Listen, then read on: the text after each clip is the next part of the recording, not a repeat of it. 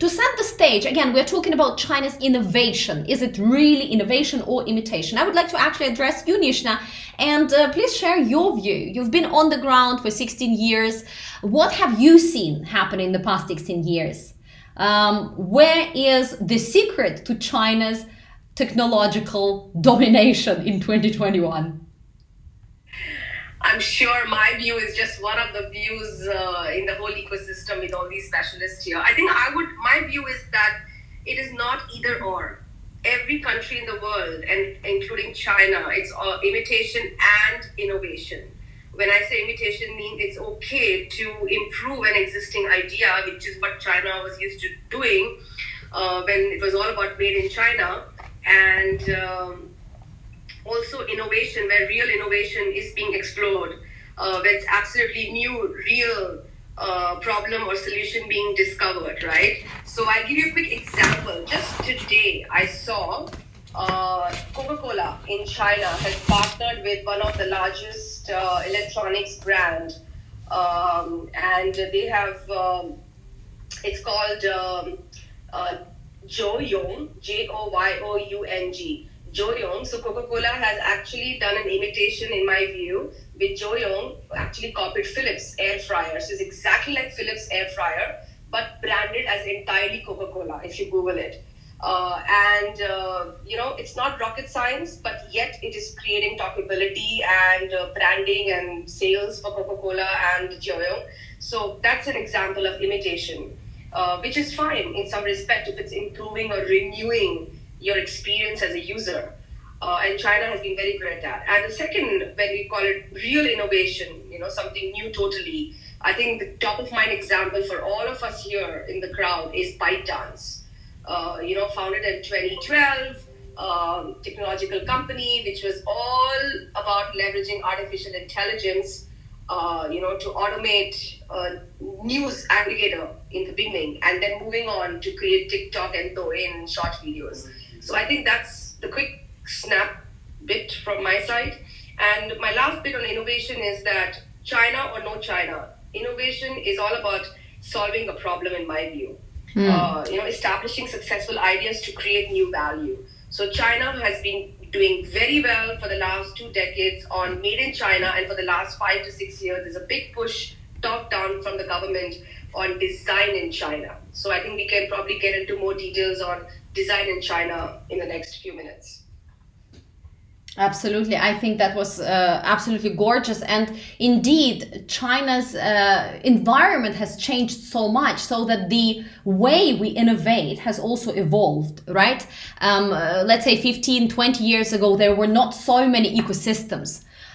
Such as Alibaba or Huawei, etc. There were not so many ecosystems, but right now a lot of innovation is happening on that base of those essentially tech giants. Also the speed, it feels to me, again, when I got to China, everything was already very, very fast. I remember that example that I used to live in Chongqing, and I would walk from my... You are highly mistaken. Disruption of your business can come from anywhere. Look at Xiaomi. Just read yesterday, Xiaomi is getting into electric cars. You see? So I think it's very important. One of the lessons of China innovation is keeping in mind the ecosystem and leveraging the ecosystem and not assuming that you have to only play within that category segment. I think that will make you die pretty soon. So I think if we can open the floor and invite Pritish is here, and maybe we can invite all the key, I can help to invite, I guess. Yeah, let us bring a couple of cool people that know China very well. We also have Dara. Hi, Dara, from Reckitt Benckiser. We have Peggy. Yay! We have Vincent. We have Rich. I'm just getting on all the great folks in the ecosystem. On stage. Online. Yes. Give me a second.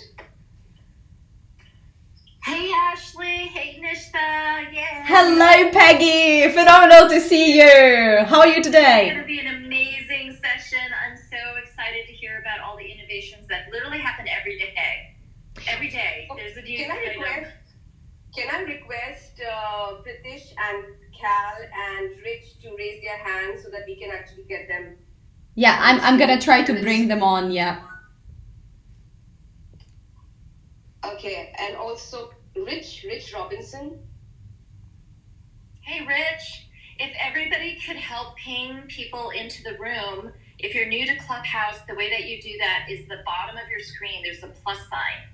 And then anybody you follow, you can click their icon and just let them know that there is a phenomenal room about to start with Ashley and Nishla leading the way. And Peggy and Cal and many other awesome people.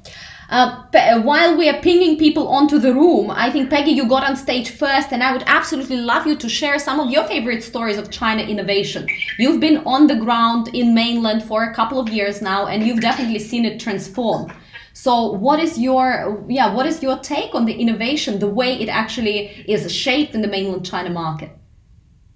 Well, I think the interesting thing about people who talk about IP is that they don't necessarily think about implementing technology at scale as an IP itself.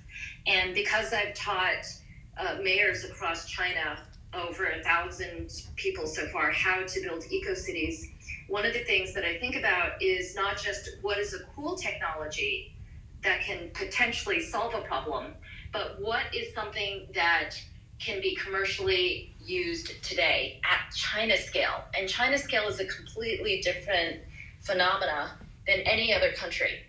So for me, when I look at digital innovations, of course, there's really interesting things that I like to point to. For example, the 600-seat restaurant that is completely run by robots, and you can get dishes, different stew dishes, within 20 seconds sometimes to your table, and you can order off a QR code on the table.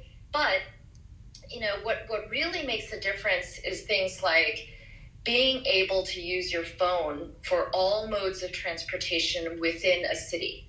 So I'm able to use my phone and the transport card in the cab, but also in the turnstile for a subway, or the bus, or the maglev to the airport.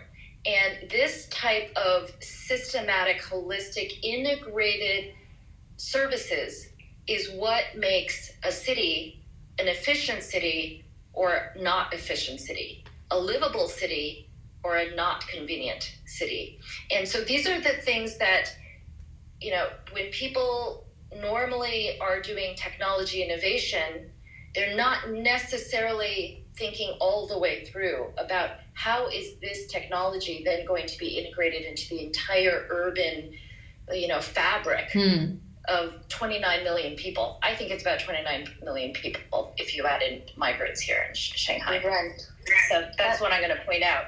And if you don't mind, can I just make some announcements for our China group for some cool events? Absolutely. Okay, awesome. And then please feel free to reset and announce again.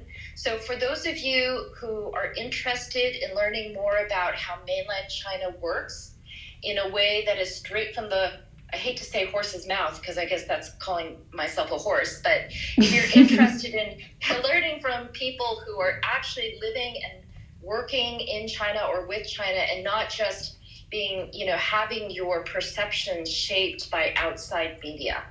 And if you're interested in day-to-day news that people like Ashley and Nishla are really on top of and so generously sharing, if you're interested in other topics like sustainability or where money is going from China, if you're interested in hip-hop, if you're interested in Chinese proverbs, or if you want to move to China and you want to ask some questions, there are over 1,000 people right now coordinating in the background to put together a group calendar of really phenomenal interactive clubhouse rooms to really bridge East and West. And the way that you get there is you can go to my bio at the end, at the bottom, and maybe I can encourage Ashley and Nishla and some of the other people that are on stage working with us to put this tiny url.com /China on Clubhouse.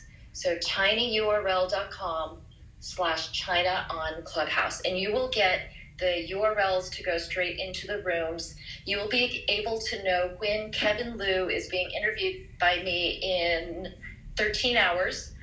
He's one of the world's leading experts on where China's money is flowing. And so if you care about geopolitics, you need to know how China's real money at scale is flowing. So he's promised to give me scoop that isn't in the newspapers. On the 25th of China, February 25th at 12 p.m., which is EST 24th, 11 p.m. So late at night for EST, but if you're into music and you know the Higher Brothers, the leading rap stars in China, and you know Wes Chen, who has the radio show, the leading hip-hop radio show. If you want to talk to Hirikiri, the producer of J Park and Higher Brothers, definitely tune in with Radio China and myself on Inside Asia Club. So there is a smorgasbord of rich dialogue that will get you straight into the mainland China to see the richness, the beauty, the dynamism, I can't pronounce that at this hour, of China, and from real people. So please do join us at tinyurl.com/China on Clubhouse. And if you want to be a speaker, if you want to share your stories, DM Ashley, DM myself, DM Nishta, and we will get you on the right WeChat groups in the background. We'll send you a speaker form, and you'll be able to mingle with some of these really interesting people like Rich, who I had the pleasure of speaking at when he was moderating Audi MQ's Mobility Quotient's interesting conference. Like it was like in a ring, like a boxing ring in Beijing. And Rich is one of the most sought after moderators in mainland China for years. So you'll be able to get access to these types of people. So thank you, Ashley. Thank you, Nishta. And I'll hand it back to you guys to start the digital day. Thank you so much, Peggy. And once again, guys, so if you would like to get this access to this tiny URL /China on Clubhouse, you can also message myself or Nishta about it, or Peggy will include this into her bio. Okay, so we are talking about innovations and technology today, specifically about China. Is it imitation or innovation first? And right now we have brought a couple of fellow China watchers on stage, and I'm going to pass it on to Nishna to go and ask them a couple of questions. Thanks, Ashley. So let's do like this. Let's go in the order. It's much easier. And we just want a quick 10 seconds or a 20 seconds intro of the people on the stage, followed by how do you see China innovation? Is it about imitation or innovation? And how do you describe the key characteristic of China innovation? So we'll start with that. Keep it very short. A story is also great. So let's start with Pritish.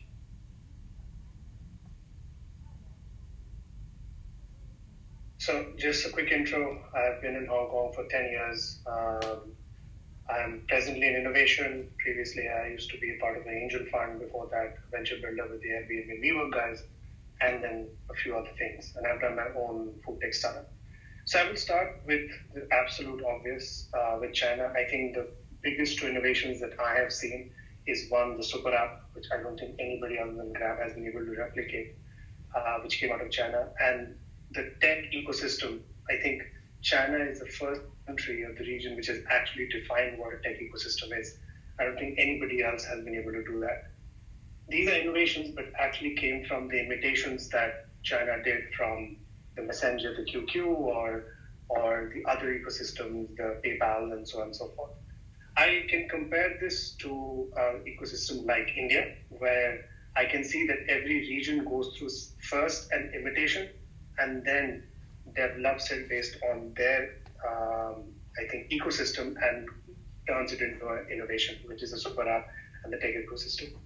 I think the major observation that I have with the tech ecosystem in China, and I've seen why it has become like that, is because the Chinese tech businesses have vertically as well as horizontally grown. And one reason is the competitiveness within the Chinese ecosystem and the CAC you require to actually acquire a customer.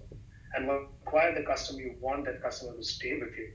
And you want all the transactions, everything to happen on that customer through your app or through your ecosystem.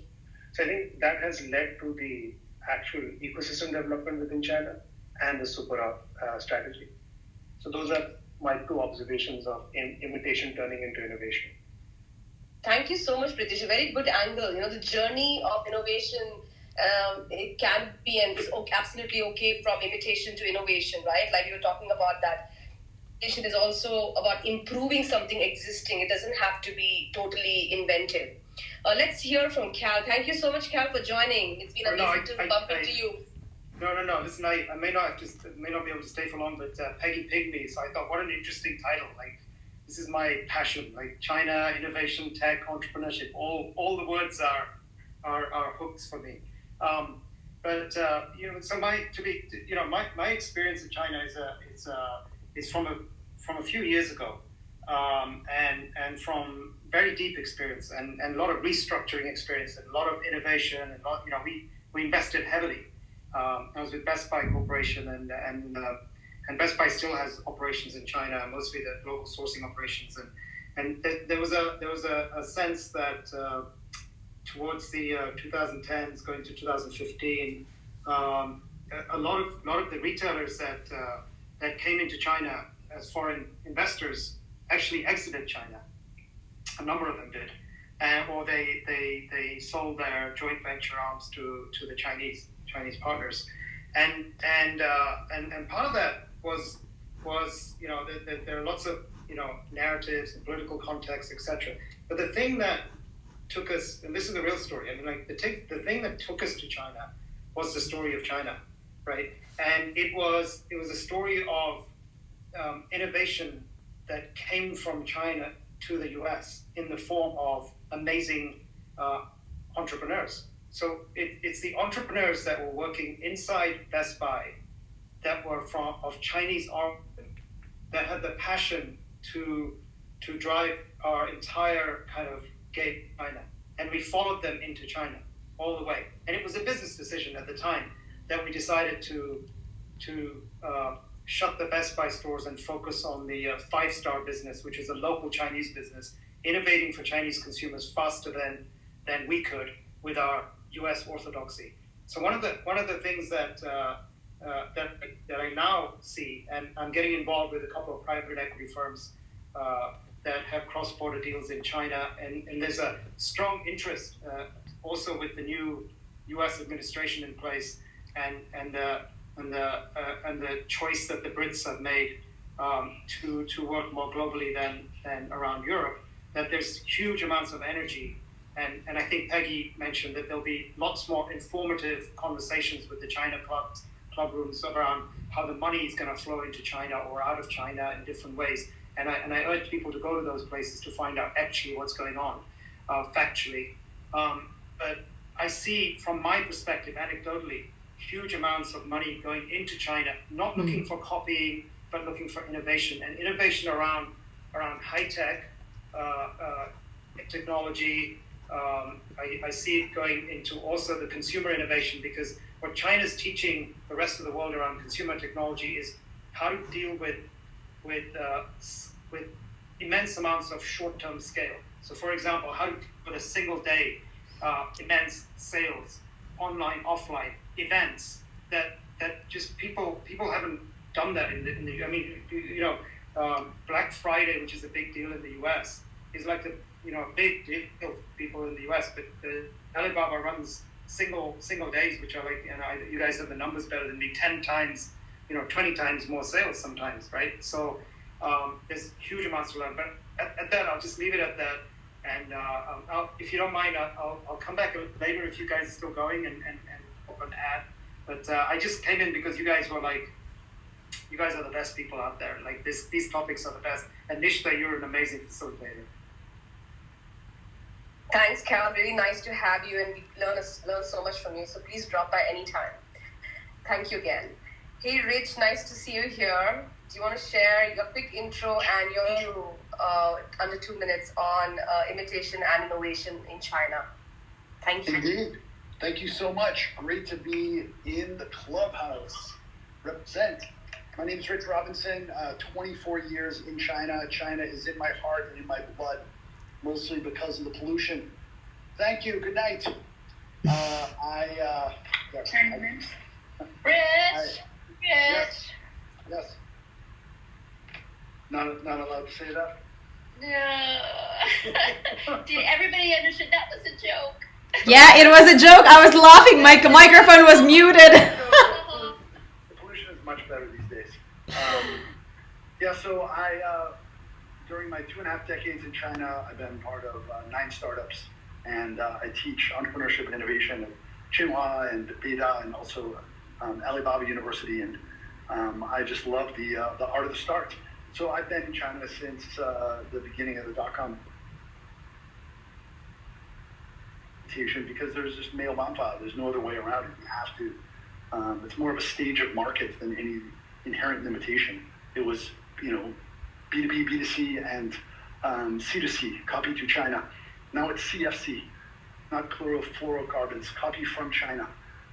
There is so much innovation, and I have a innovation lab, and we do innovation tours into China to open up people's eyes about what is happening in China. And I think there are many parts of it. I think ecosystem is important, but I would even take it one notch higher. Is you have to take into consideration the government involvement, but also the consumers, the pragmatism and the practicality and the high adoption rates and the incredible 4 million STEM graduates every year, and all of that, and the Saudi Arabia of data, as Li Kai-Fu talks about it. China's sitting on all this data like Saudi Arabia's sitting on oil, and you put that all together, and it's an incredible petri dish for innovation to bloom. But I think the secret sauce, I'm writing my first book right now. It's called At the Speed of China, like at the speed of light, and it's speed. And Elon Musk says, at the end of the day, all that matters is the pace of innovation. And it's not just innovation, but it's the pace of innovation. And also, how does innovation really happen? It's about experimental loops, and the faster you can execute those loops and get feedback, the more innovative you will be. And I'll leave it there. I think I did it close to 2.5 minutes. That's wonderful, Rich. Wonderful, very funny, and very to the point. We absolutely love it. Before we go to the next speaker, I would like to quickly reset the room. Make sure that you guys are following everybody on stage here. We brought you Rich Robinson, we brought you Peggy Liu, we brought you Pritish, Michael, Amir, Nadia, and Miriam. Actually, all of them are people that myself and Nishna know either personally or through online channels, and we are essentially very sure that they have incredible insight. So if you are a fellow China watcher, do follow them. As Peggy mentioned earlier today, if you would like to get involved with the broader China community, also connect with Peggy either on WeChat. You can also message myself and Nishna on WeChat, but Peggy is on WeChat at Shanghai Peggy, and she is moderating this huge, beautiful machine of China related groups on Clubhouse. So do definitely connect with other rooms and other broader network. Perfect. Let's move on. Michael, quick introduction about yourself and on the topic of innovation in China. What is your take?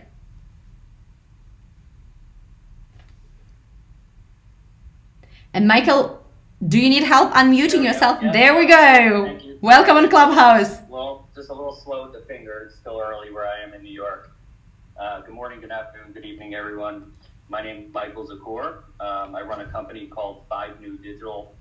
We work with brands, retailers, and CPGs on their global digital commerce, new retail, and unified commerce strategy. I also own a company based out of Shanghai called China Brightstar. With that company, I've been taking brands and retailers to the China market for 18 years. So for about 6 years longer than there was even an internet and e-commerce scene in China. I'm also a co-author with Ashley of a book that came out last year called New Retail, Born in China, Going Global, and a business partner of Ashley's as well. So for me, the innovation starts with Alibaba's, it starts going a long, long time ago, but the big game changer was Alibaba's announcement 5 years ago with their intention to create the new retail model. And they have created the world's largest, biggest most complete new retail ecosystem. They were the first company to successfully integrate online, offline technology, supply chain, and media to create a mega ecosystem of products and services that consumers, 750 million of them, ideally don't have to leave that ecosystem for all their daily needs. But more recently, I think where we're really seeing the innovation from a China innovation point of view and going global are in two key technologies. One, live streaming. Live streaming has been well established in China, and last year accounted for roughly $2.5 billion in sales. And so we're the West, especially in the US. It's still in its infancy here, but the moves at Facebook and Instagram, and pretty soon what you're going to be seeing from on YouTube, debut and its big mark on Western e-commerce. I think the other big one is, China really invented social commerce. If you look at Pinduoduo, for me, that was the company, the first company that was really founded on the principle of social commerce. It was the first pure social commerce company. So again, if we're looking at, how you're going to reach consumers, how you're going to connect, how you're going to play your strategy in China, live streaming and social commerce are the two keys in China, and what for all brands and retailers should be looking at globally. For those who might be interested, just a quick plug too, I'm going to be on a social commerce Clubhouse at 4 p.m. Pacific, 7 p.m. Eastern with Chris Cantino, a couple of people from Shopify. And we're going to be talking about the origins of social commerce in China and how it's going global. So to me, those are the big three. Thanks. Definitely join, guys. If you are in that time zone, definitely join to learn about the new retail and again, social commerce. This is absolutely awesome. Amir, we are looking forward to hear from you.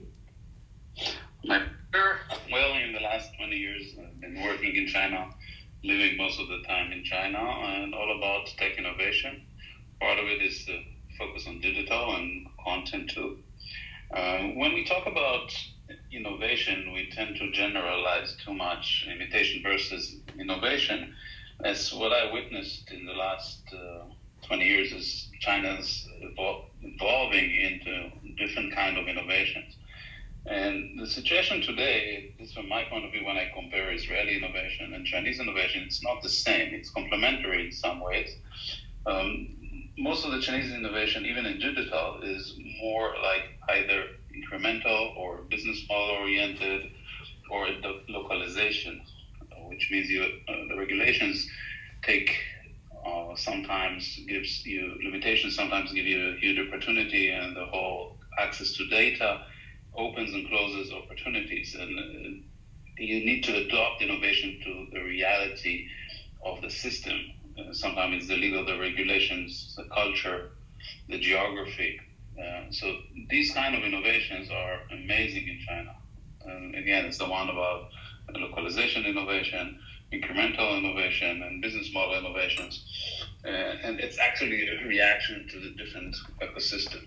The Israeli innovation has a tendency to be what we call leapfrog or dark technology innovation, which erases almost everything and rebuilds something new, totally new, and under different assumptions, and in some aspect ignoring the existing ecosystem or a legal system environment, which is a very high-risk innovation, as the failure rate in Israel is much higher than in China, and the focus on invention is much higher than on financial, or let's call it show the business potential. So the drivers are different and the definitions. So I recommend to take a deeper look into how do you define innovation. And if you want to see where China is evolving, is going to be probably the best place to implement innovation, but with limits, and not all the kinds of innovations are suitable to be executed in China, but almost all of them can either learn from it or cooperate with it. So it's becoming to be complex. People use innovation. When I started 20 years as a venture capitalist in China, the World Incubator was not known. business plan was not clear. Innovation was something very abstract. Now innovation is in everything. It's a slogan that every company has. You find it all over the place. So it's kind of overused. I think we need to move to the next level of sophistication. But that's my 2 cents. Thank you so much, Amir. I think the key word you've used also is very important, which is cooperation.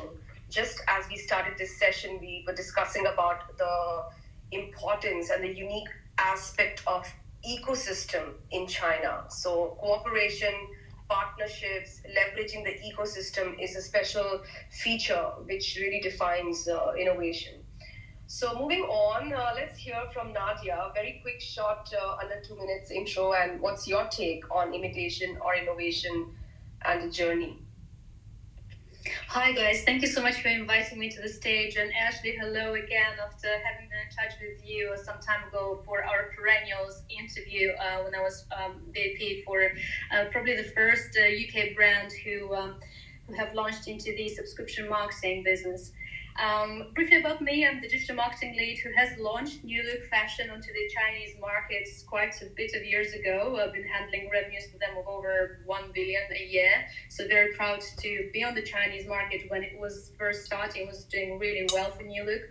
So I've also been working with the Jaguar and Land Rover to your point on innovation or imitation. So when back in the days, roughly 15 years ago, Jaguar and Land Rover were doing their first digital launch of their car model, XJ. I remember our Chinese media who were invited to the event were probably treating it a little bit from the point of view of imitation at the time. But ever since, things have changed massively in the favor of innovation for the Chinese market. I've become so much intrigued of seeing how much passion, how much drive in terms of innovation has been stemming from the Chinese market all around for the subscription marketing, all around for the customer management and the customer single view. I've been pretty much looking forward to receive every single report that Ashley was sharing on her channels. One of the few of them was very much in line with our own UK strategy here, whereby we're talking about unifying the offline and online customer view into a single view with identification of customers into a consistent, unique view and having that link between the channels. So Ashley, big high five from the UK here. And thank you so much for interacting with us on such phenomenal and innovative topics here. Nisha, thank you again as well for inviting me to the stage. Big pleasure. Thank you, Nadia. Okay, let's have Miriam. Hi, Miriam. I've been following you for a long time. Good to see you here as well. Thank you, Nisha. Thanks so much for having me on the stage, and thank you, Ashley, as well, and Peggy. Actually, guys, on the side just now on LinkedIn, Peggy, I recommended you to a couple of friends who are working in the eco-cities, so happy to connect here as well. My name is Miriam. I'm the founder of Dongxi. Some of you might have heard of this brand. I'm an expert for digital economy and business models coming from China. And I used to work and live in China since 2008. Currently, I'm grounded in Germany due to the pandemic. But I started by building a cross-border e-commerce platform back in the day when Alibaba wasn't so big yet in Europe, at least not in the B2C market. So I launched my first cross-border e-commerce platform in 2016. And I brought big brands like, German influencer brands into the Chinese market, so a lot of e-commerce focused, but I moved on to which I find a little bit more interesting field, which is foresight and innovation. So we're doing foresight and innovation consulting for mainly German multinationals like Daimler, Audi, Fisker, Miele.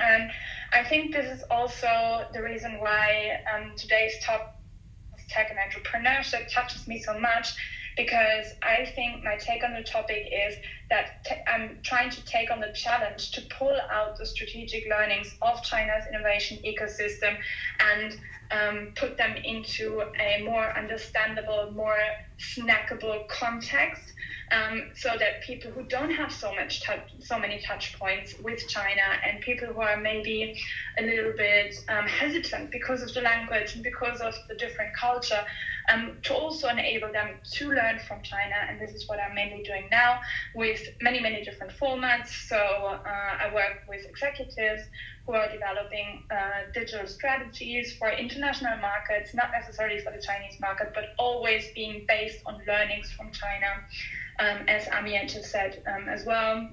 And another format which I'm doing right now is teaching digital economy and entrepreneurship based on the learnings from China in several universities here in Europe, because I think this has the greatest leverage, and it helps building up a new elite of people, of young people who might have a new understanding for the innovation capacity of China.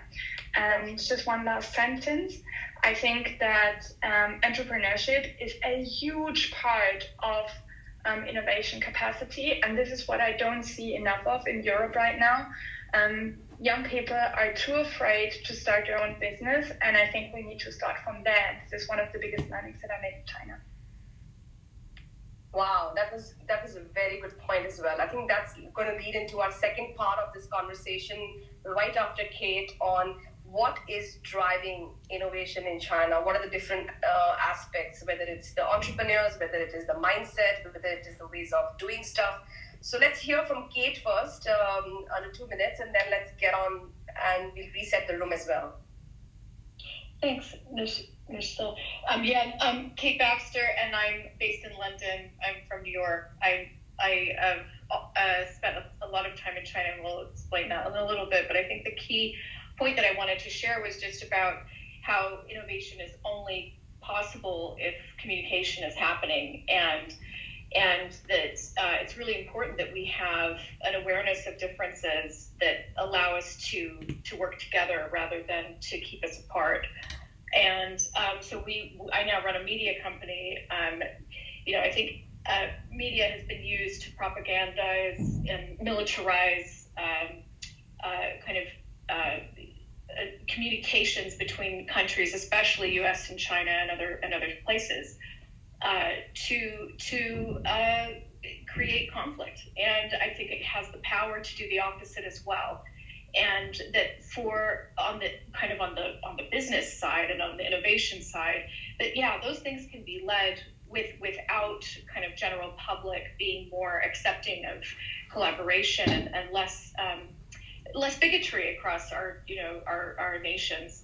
But I think that actually for the final innovation to take root, it requires a lot of times large public opinion being supportive. I don't know if that makes a lot of sense to everyone, but I feel very strongly that is kind of key to our collaboration in especially between the U.S. and China. So my background was previously working with think tanks and the UN, working for 17 governments across environmental and clean technology policy. And then I was working in China for 6 years. I speak for dialect in Chinese, which definitely helped me understand the creative culture and perspectives that I learned from my Chinese counterparts in working in Xi Jinping's environmental team and all sorts of other groups that were kind of I worked in a geopolitical partnership called an eco-partnership between the U.S. State Department and the Chinese central government.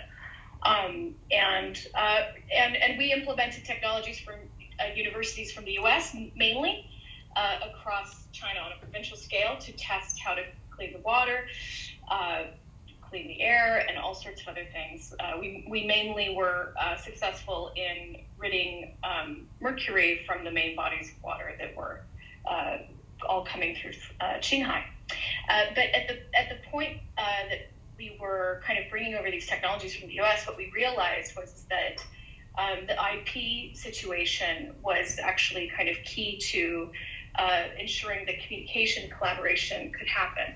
that we could share creative innovations with each other. So we implemented over those 6 years that I was there over 70 new IP laws through the Chinese government that allowed us to have more of that communication. It didn't solve the problem, but it definitely started the conversation. And I think what we have to do is kind of get to a place where we can understand, and agree, even though our cultural differences are so great and our language differences, create a totally different paradigm that we're living in different countries.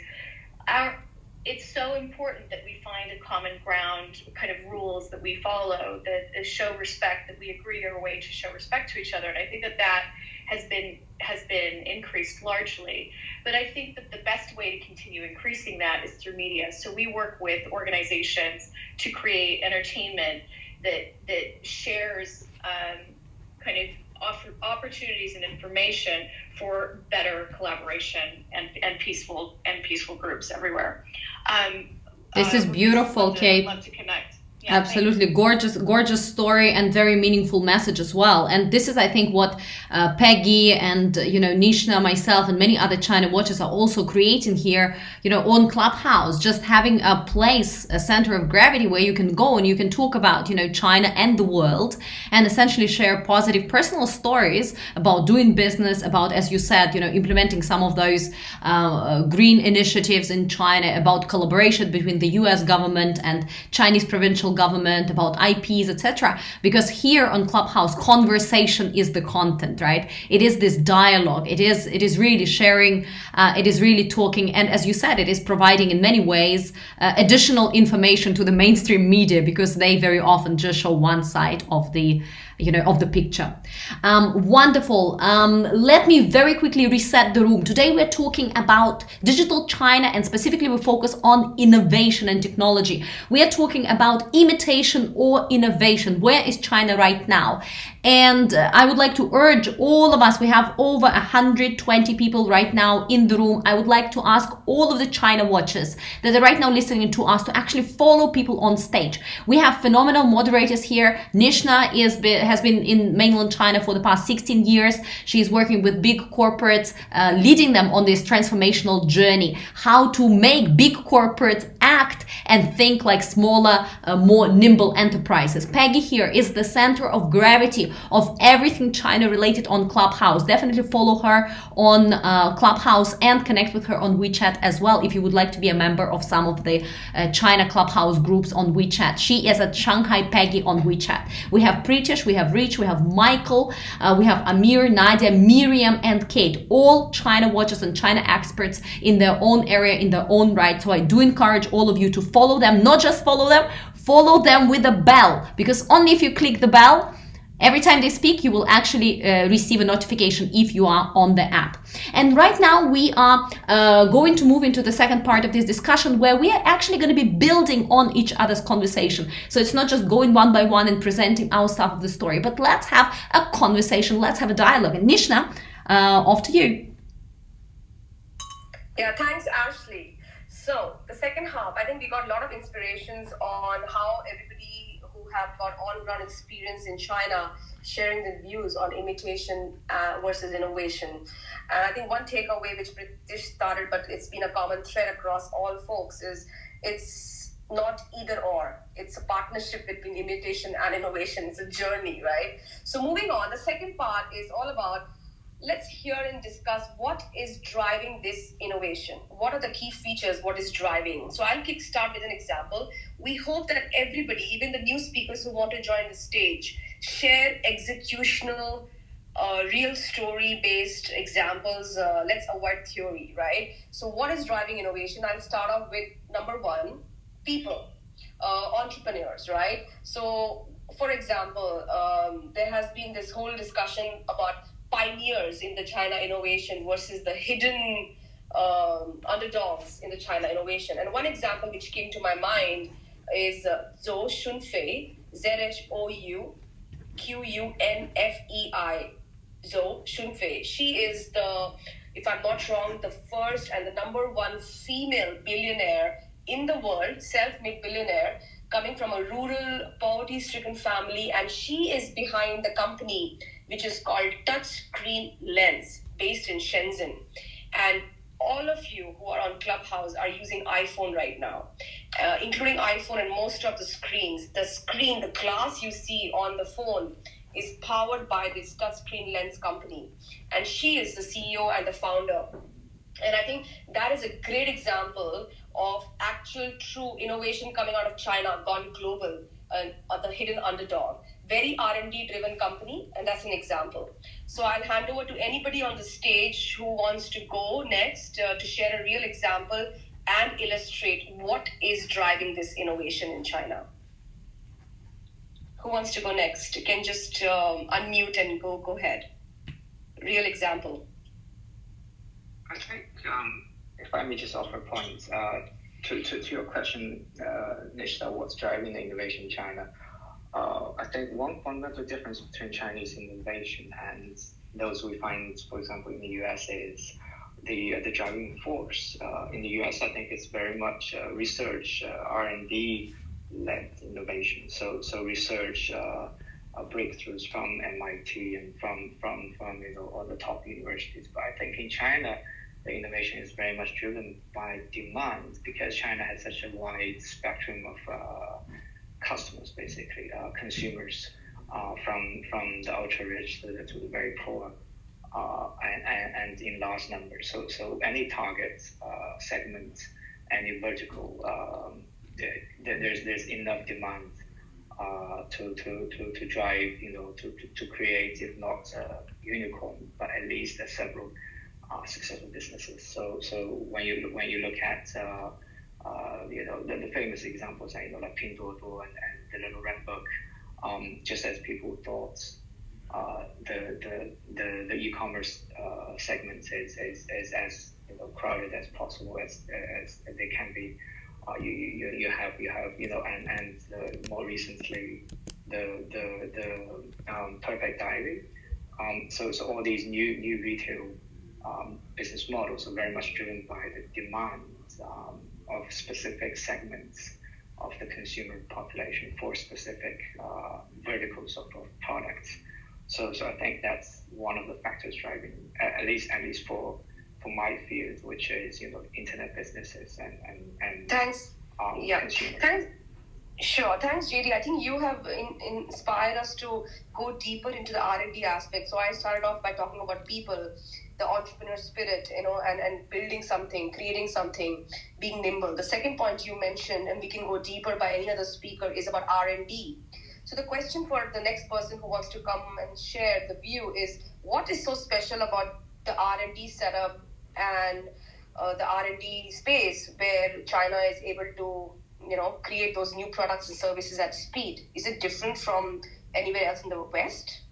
And I would like to quickly build on JT's point and add on to what Nishna, you just now said. And JT, as you were talking about, China's innovation very often is indeed run by the market and by demand and the consumers. There's a company in Shenzhen, also in Shenzhen, called Make Block. And essentially it is a private multinational Chinese tech firm that is focusing on STEM education. So essentially it's entertainment plus STEM education for kids. So essentially you are programming and building your own little robots, and the robots can participate in games, in fights. The robots can help you bring a cup of tea, etc., etc. And you can program them. So there is a software and a hardware, and you can build both. So they are right now dominating this STEM education. When I talk about robotics, STEM education market globally, they started just a couple of years ago. So they're a young company. And how have they innovated? When we visited their office and saw, how it's all run, they are actually bringing children. They are actually looking at where they're envisioning what is this industry going to look like 5 years from now. And then they sit kids in the room and they let them play. They observe how they play, how they learn, and then they innovate for that market. So it's very interesting indeed, demand driven and observation driven and kind of future focused. I would even say futuristic style of innovation. And the second thing that I would like to mention when it comes to this, how do Chinese companies innovate? How is it different from the West? Chinese people, and I believe this, and I mean it in a good way, are very pragmatic. So it's all about like, show me the money when you do innovation. And in the West, it's very often a lot less pragmatic. So another important example is Xiaomi, right? Nishna, you mentioned them earlier. With Xiaomi, if you talk to some of their heads of business divisions, like the people that are actually running the show, very often, and that's what I personally heard from one of them, they do not have a strategy. Like literally, there's no strategy for 2021 or 2022. All they have is a target. Just double the bottom line in 1 year. And I don't care how you do it. Just, be creative, create products that sell, and just double. So that's their approach to innovation, very market driven, very pragmatic. It needs to make money. It needs to be implemented. It needs to be big, take some risks, but make some big wins. And I think this is also what's shaping a very unique reality of China's innovation, being so close to the market and the consumer. Thanks, Ashley. Should we hear Shelley? Welcome, Shelley, on the stage. What's your view on what is driving this innovation in China? So we spoke about R&D, we spoke about entrepreneurs, the people, the mindset, creating demand. Do you want to take on any of these aspects and go deeper with an example? Thank you very much for inviting me. I have my perspective to share with in the overall view that the society in the status is very diversified.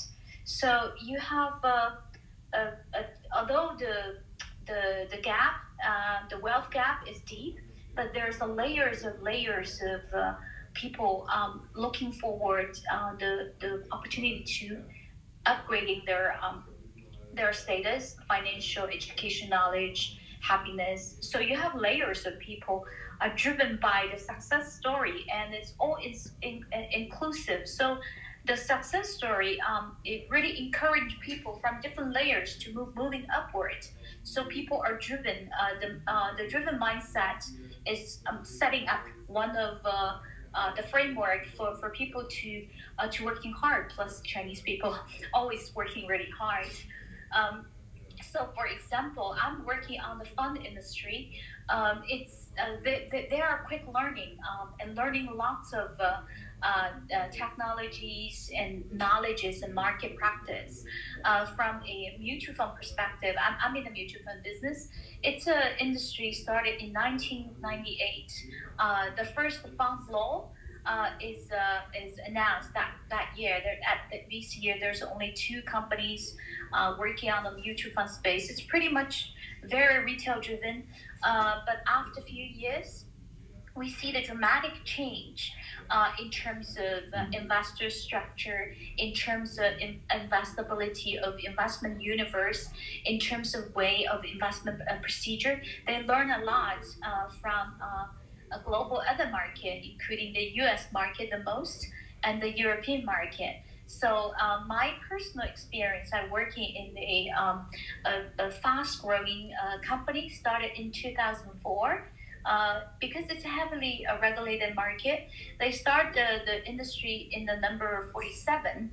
After 5, close to 6 years, when I leading the company, it's a fast-growing, a group of driven people. They grow really fast along with the market.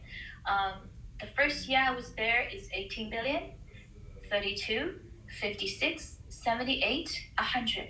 So they're growing with the market and with their driven mentality and learning.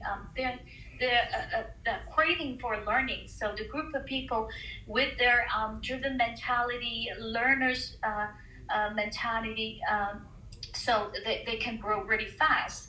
And also, I think it's the dramatic market demand will provide lots of opportunity. So I think there is a structural reason to provide a huge market, and the market demand is driven the service to satisfy the market, and also and further push to the R&D into every product and service. So the mutual fund industry is already transformed from a totally retail-driven market into a more institutionalized. Now the market about 3 trillion. It's pretty much two-digit growth in the past 20 years, already have more than half participation by the institutions like the sovereigns and the pensions. And with the further structure reform, for example, the pension reform will drive more of the opportunities. So I think fundamentally it's the market demand. Secondly, it's the learning capacity. Thirdly, and it's catch up and layers of hardworking, looking for a pursuit of happiness. So I think that's the driven and social wise. That's my perspective. I would like to reply to your question about R&D. So I have a deep observation on that. The difference between the R&D in China and the West exists, and there are two reasons for it. One is the incentive system, and one is culture related. The incentive system is the research community, the professors are being compensated in a different, much higher way from the public sector, and also respected by different forms that translates into kind of a hierarchy element, which is not as strong as in China. Salaries in the academy are not as high as on the top institutions in the West. And another issue is the R&D that we are witnessing when it gets deep is challenging the existing, challenging other people, looking from different angles and giving criticism to some assumptions. And culture-wise, this is more difficult to execute in China. It exists, of course, and there's a good level of R&D, but it's the most populated nation in the world. You would expect to hire deep R&D. And for this, you need to accept not only failure, which is most of the time you fail, but also to challenge others and be more individualistic in some aspect and less group-oriented. That will probably bring the breakthrough and bring the R&D to the next level. Having said that, the people, I think this generation, the coming generation, is so hungry, focused, hardworking, that no matter what, there will be amazing outcomes. And if all of us cooperate, we can have some mixed teams where everybody brings the best out of them and from their background and their resources. In that sense, I also believe it's possible to establish even companies on the Clubhouse itself as a platform where you can do the communicating, getting to know the relevant people and their ideas and some of the communication here, and then continue in other digital ways. And so, especially in the digital world, it's doable to initiate ideas, recruit teams, and communicate on this platform. So that's one of my hopes for this platform. I love it, Amir. And to follow up on that, do you see already this communication and, as you said, multicultural teams working, in China right now? Or do you see that also the culture that you said, when failure is not accepted, etc.? Do you think in the tech world, from what you personally see, is it also evolving, or does it stay the same at this stage? It's a great question. I think in the last year we went backwards, not forward. But the potential is higher. So even though this year has built walls between people, and even culture-wise, people went backwards, and nationalism has gone up, which means more obstacle for mixed teams and collaboration. But at the same time, the digital world has got stronger. And there is kind of a parallel world being evolving, such as the Clubhouse itself. But as you see, Clubhouse is now blocked in China, which is also not good for collaboration. So in some aspect, we went backward. But I'm very optimistic on the medium term or long term that mixed teams and global cooperation can establish the next wave of global companies. And it has to be not so hierarchical as used in China. You cannot work in a hierarchy mode in order to do mixed team cross culture. You have to accept more horizontal or new innovation of how to work on team levels and make decisions. This still needs development, but the future, the best companies will come eventually from mixed teams. So I have three observations from the discussion, and firstly I want to thank Nishtha, Ashley and Peggy. It's a great room. One, I think on the R&D side, I would just give a very popular example, which is DJI. The controller of DJI was actually invented in Hong Kong, and now it has been mainland company, but it has now become a global standard in drones. Everybody swears by DJI technology and the progress and the R&D that they have done. The second, I think the Chinese businesses which have been able to expand into the Western world, and you can see how competitive they are and how they understand the market so well. They have been able to adjust themselves, like TikTok. TikTok outside China is a very watered down version of what is inside China. I'm sure people who use Douyin inside China, they would agree with Absolutely. that. The second and the great observation about that, I think, is that you will see that how they've adopted it in the American market or the Indian market. Now they're not in India, Southeast Asia, and look at Western businesses coming to the eastern part. They never adapt to the market. They just put the product as is in that market and push themselves through it. So I think adoption is something which is very unique to Chinese businesses. And the third, I think most of the innovation within China, which probably comes back to one of the thoughts that Ashley mentioned, is based on the bottom line as well as competition. Most of the things within the Chinese ecosystem turn into an innovation because there is a cry for survival and growth and in putting a higher bottom line. So I think those are the three observations I saw in the last 10 years. That's great. We have Ivan and Wallace. Do you guys want to share very quickly any real executional example of China innovation and what's actually driving that, the enabler? Ivan. Hi, everyone. About the first part of the question, I'm still thinking, but about the second, I've been living in Shanghai for 6 years. I was working on medical technology and contract manufacturing of medical devices. So I have 4 words to describe what is driving people in China to innovate, to move things forward.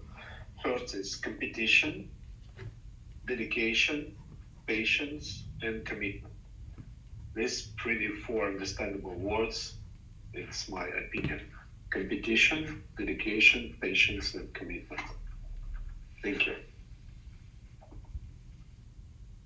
Thank you. I love how concise it is. Do you want to tell us a bit more? What do you mean stands behind these words, or an actionable example how it played out in your professional life in China? Yeah, I can share my personal experience. Once I set up my company in Shanghai. I started to find employees, and we've been talking during lunches. So I asked him where they're from, how they lived, what they dream about. So, and I see a lot of dedication and commitment because they mostly come from rural side, from very poor side of China, and they dedicated and commitment to results. So there is no any chance for mistakes. So there is no way back. So I go to Shanghai, I find a job, I will work hard, and once I asked not only employees, I asked my partners, I asked a lot of people. I asked them direct question. I mean, what you're dreaming about? And most of local people, they tell us, I'm living in the #1 country in the world where everything is possible, and we see everyday results. So I believe that in case I will work hard, I have a chance to achieve this goal. So, and competition, right? So it's like huge competition. So a lot of people hardworking, and they achieving the great results, and they around them there are also a lot of the same people who are dedicated to result. So that's why a competition. Absolutely. And patience, yeah, and patience. That's what I learned actually from my Chinese partner, from Chinese culture. My main partner, he told me, Ivan, you are so fast. You want to achieve the goal so fast. And he told me that in China there is a words yibu yibu zhou. It means step by step, close to aim, but not like our Western step. It's a small step. It's like tiny step. So you do a step, it's like 70 centimeters. We'll do a step with 10 centimeters. For you, 1 year is a long period of time for project something, and for us, it's okay. Let's evolve. So that's why the patience, as my partner told me, Ivan, you need to learn patience. Once you learn patience, you will be successful in China. This is beautiful. I love the personal examples, and I think I can totally relate to the point that you've made earlier about the mindset. Because indeed, the whole Chinese market and a lot of people, consumers, innovators, entrepreneurs, etc., they truly grew up in the China post opening up, in the China that was growing unprecedented speed throughout all those years, in the China that was changing, improving, going digital, creating and inventing new business models. And there is this general sheer optimism in the market. And as I said earlier, Chinese people, again, and it's a good thing, are very pragmatic in many ways. And that is why this optimism is very often coupled with calculated optimism. And this makes innovation, business, consumers confident, joyful, and kind of, aiming at big goals, shooting for the stars, and at the same time incorporating some of this traditional background where ibu ibu zo, right? So step by step towards your purpose and towards your goal. So I think all of that cannot be just, discounted. Indeed, there is a lot of mental strength that comes into play when it comes to innovation. Thanks, Ashley. Let's hear Wallace before we move on. Hey, Wallace, your quick story under 2 minutes. If you observe, what is driving the China innovation? Do you want to build on any of the points other speakers spoke? Sure. Thank you, Nishta. Although I grew up in China, I still learned a lot from this conversation. You guys are amazing. Fascinating discussion. Now I moved to Geneva 15 years ago, and I work with United Nations World Food Program, focused on innovation, digital food security. One point I just want to add for China's innovation is the role of government. It's very interesting. If you look at, for example, for e-commerce development, but also Alibaba, JD, you will find that on contrary to the control and commanding government, actually government was very tolerant to those possible mistakes, including IP infringement, fake products, low quality products on the market. It's very passive. I think government is very passive, very tolerant in terms of allowing the new business to grow. On the other hand, the Chinese government also very focused on proactive actions. I just take 3 examples. First, the infrastructure. Today, when I talk to Alibaba, they always say that we do contribute for growth, particularly for farmers' poverty reduction, but government has done 99% because that is infrastructure, not only road, but also internet connection. Second thing is on R&D. One of speakers already mentioned that they invest a lot in not only in universities, but also industry incubators in big cities like Shanghai, Shenzhen. That has contributed a lot for connecting academic and industries. The third one I think is also very important, is attract talents. They invest a lot in human capital. I just went to tag Peggy Liu. He was in Silicon Valley from Taiwan, but now he's living in Shanghai. Is one of I don't know if China government invests you or attracted you, but I think such kind of talent is very important for connecting China to add elements for innovations, for thinking, for new thinking, for cross-fertilizing new ideas to find innovative solutions. Thank you, over. Hey Wallace, that was super useful.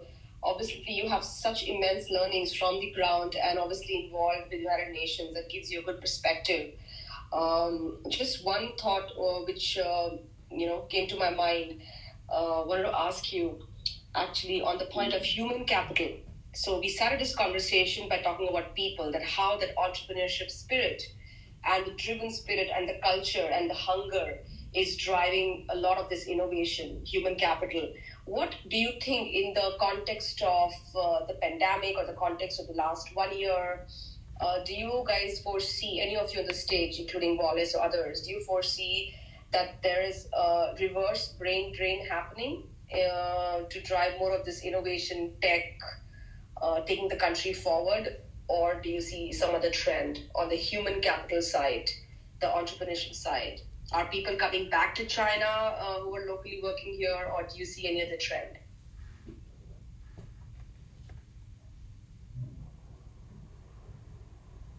Well, while everybody's thinking, I can share my example. So a good friend of mine, who is actually my first Chinese teacher from many years ago, she is a good family friend, and her son actually graduated from a great university in China. He's studying not just engineering, but some micro engineering. I forgot exactly his major, but very technical dude. And right now he's in the US getting his master's degree and his basically academic papers done. So he, even though his parents are very excited about him staying and maybe kickstarting his career in Silicon Valley and maybe doing some, interesting things outside of China for a couple of years, he's very much determined to return. First of all, because he thinks that things are going to move a lot faster when it comes to marrying software and hardware and implementing, bringing to the market. And secondly, from their small community of, mainland Chinese that are specifically studying in that school and doing this major, they know that they are paid about 20 to 30% higher in China in good companies, right? So they were already approached and they're year 2 students, right? Higher pay in China than they are offered anywhere else in the world. So from that perspective, I would see that, of course, it is very attractive to go back home. And also, at least 3-4 years ago, when I was specifically working with a couple of companies in Shenzhen and seeing how they are developing their pool of talents in tech companies, they were actually hiring quite internationally. They were guys from South Africa, they were guys from India, they were guys from Russian-speaking world moving to China to work in tech companies and support them with exactly very technical things. So I've at least personally seen this movement definitely happening. Maybe some. Absolutely. And I would like to actually pivot this conversation a little bit. What about learnings? Because Miriam, you specifically mentioned that you are trying to distill those learnings from China and try to implement them outside of China and show the companies how it can be done. So do you think that this can be successful? Because the success of China's innovation and digital speed and adoption is in this unique ecosystem that is shaped by the government, built by the tech giants and the small entrepreneurs, and the fact that the consumers are willing and able to essentially jump straight on the wagon. Do you think a lot of these learnings can actually be adapted and brought to the outside world? And anyone on the panel can just unmute themselves and share. Yeah, so in answering this question, I want to share my example of, I believe this is a success story of one of tech company in China. So one of my friend, he is the founder of a company from Shanghai named Deep Blue. It's an English name. the Chinese name, I forgot the name. So it's a Deep Blue AI company. They working in the AI area, and they do robotics, they do the smart city solution, and they started only 6 years ago. And their approach was, I think, it's a genius marketing and marketing way. It's like it's a genius marketing approach, but it's very close with the mindset. So he go to the mayor of Shanghai and tell him, listen, there are a lot of tech giants in China, Alibaba, Tencent, and etc.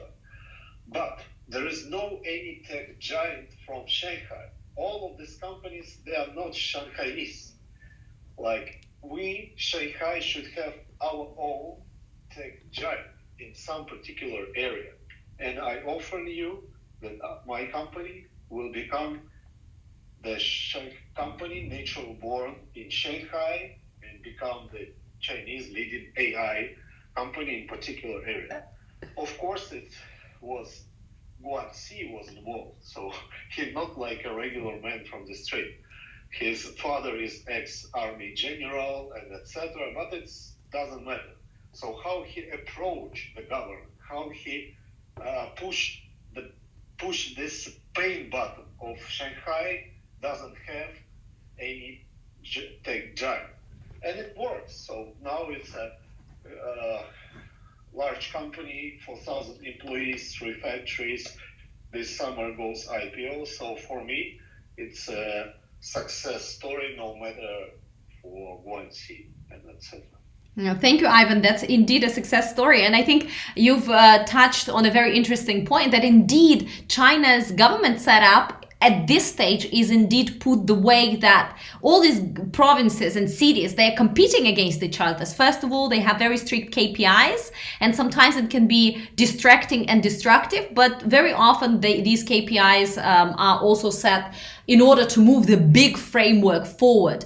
And the cities and the governors, they are essentially competing. So if Beijing has the tech giant, and then Shenzhen has one, and Hangzhou obviously has one, and Shanghai doesn't, Shanghai just has a dozen and 500 fashion brands, then it also puts certain pressure on the governor, right? And then you can indeed get some additional budgets allocated to helping you build that ecosystem. So I agree, it's not possible to underestimate your understanding of how China works in that setup. But still, what do you think about using Chinese experience and implementing it outside of China? Miriam, do you have any experience in that? Or any other guys on the panel? Learnings from China. Yeah, I can comment. Let us get Miriam. Let us hear Miriam. I just saw her unmuting there. Yeah, thank you. Miriam, darling, you are still on mute. I saw you unmuting yourself. Or we can hear Shelley. I don't know. Sure. Your experience with the fund industry and investment, you can also pitch in. Anybody? Yeah, sure. I can share something. I think the decision-making process and the business culture is very different. Using my personal experience, I'm working from China to promote the Chinese leading managers into European markets. So my marketplace is Europe. The thinking process and the decision-making process is very different. So the motivation system.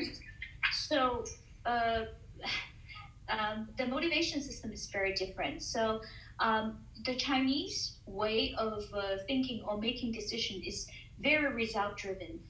Setting up the target, then we can pick a various route to achieve the success. But the European ways of thinking, because the market is so stable, the growth opportunity is very limited. So people are so inflexible in terms of making decisions. So they're making a very process confident as far as you make the process, then it necessarily has to lead a good result. But in a new digital world, in order to achieve new growth opportunity, we need to provide some results. So the China speed and their decision-making process, especially in the result-driven process, will really matters. For example, we promote very great the leading Chinese, the top players in the fund industry with good performance, everything tick the box, but without a infrastructure to feed information to satisfy the European selectors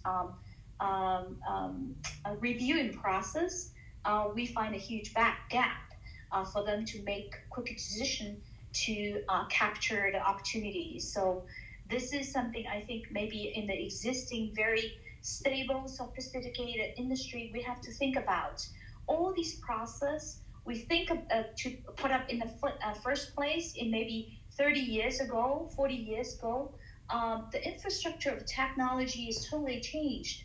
Whether we should change the decision-making process here in Europe and US in order to for the merits, not necessarily just for the process. So this is one of the way of thinking I think we can learn from China. Can I clarify, Shelley, and if you or anybody else wants to build on this, I think you made a very good point about decision-making and result-driven.